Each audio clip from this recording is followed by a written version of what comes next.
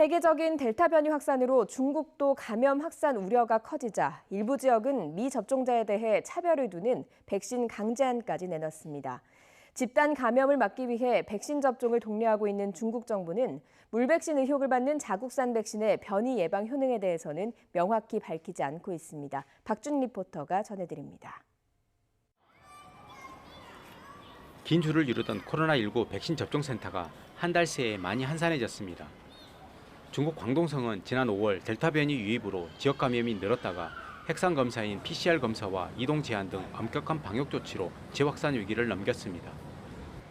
여기에 지역 인구의 약 70%가 백신 1차 접종을 마치면서 감염세는 한풀 꺾인 분위기입니다. 最近呢，深圳这边的疫情呢好转了很多，大家的生活也自然规律了一些，我自己的感受也是有一定的提升。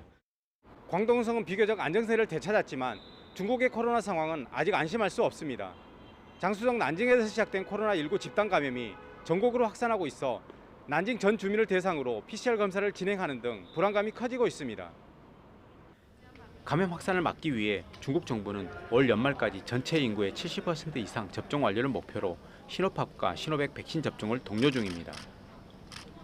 일부 지역에선 18세 미만 미성년자에 대한 접종도 시작된 가운데 중국 내 백신 누적 접종 횟수는 15억 회본을 넘어섰습니다.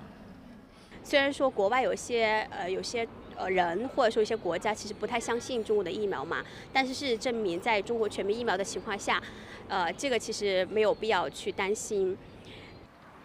문제는 백신 접종이 자발적으로 이루어져야 한다는 방역 당국의 원칙과 달리 사실상 접종을 강제하는 지역이 늘어나고 있는 점입니다.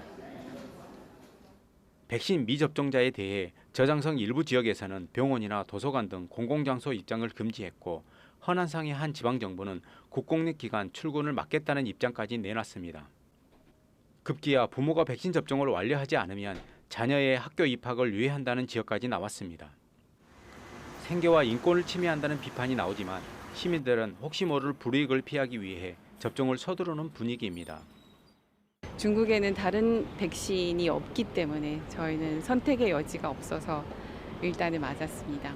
그리고 다른 일부 지역에서 건물 내로 출입을 할 때 백신을 맞지 않으면 출입이 불가하다고 하는데 그 부분은 너무 강압적인 것 같긴 하지만 중국이니까 또 어느 정도 이해는 갑니다. 최근 회의에선 중국산 백신이 델타 변이의 예방 효과가 약하다는 연구 결과가 나와 중국산 백신에 대한 물백신 의혹이 거셉니다. 중국 정부는 자국산 백신이 효과적이고 안전하다는 과학적 증거가 많아지고 있다고 강조하고 있지만 예방 효과에 대한 구체적인 정보는 여전히 밝히지 않고 있습니다. 중국 선전에서 YTN 월드 박준입니다.